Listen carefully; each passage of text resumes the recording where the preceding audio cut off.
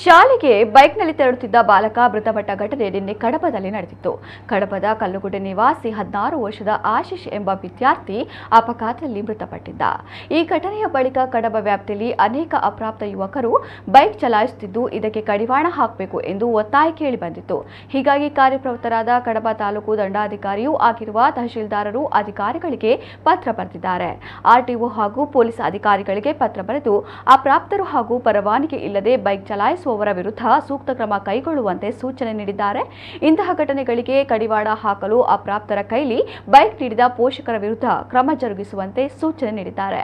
ಅಷ್ಟೇ ಅಲ್ಲದೆ ಶಾಲಾ ಕಾಲೇಜುಗಳಿಗೆ ದ್ವಿಚಕ್ರ ವಾಹನ ಹಾಗೂ 4 ಚಕ್ರದ ವಾಹನಗಳ ವಿದ್ಯಾರ್ಥಿಗಳು ತಾರದಂತೆ ಶಾಲಾ ಮುಖ್ಯೋಪಾಧ್ಯಾಯರು ಮತ್ತು ಪ್ರಾಂಶುಪಾಲರು ಸೂಚನೆ ನೀಡಬೇಕು ಹಾಗೂ ಪೋಷಕರಿಗೆ ಈ ಬಗ್ಗೆ ಸೂಚನೆ ನೀಡಬೇಕು. ಮತ್ತೊಮ್ಮೆ ಇಂತಹ ಘಟನೆ ಮರುಕಳಿಸಿದರೆ ಶಾಲೆಯ ಆಡಳಿತ ಹಾಗೂ ಮುಖ್ಯಸ್ಥರನ್ನೇ ಹೊಣೆಯಾಗಿಸುವುದಾಗಿ ಎಚ್ಚರಿಕೆ ನೀಡಿದ್ದಾರೆ.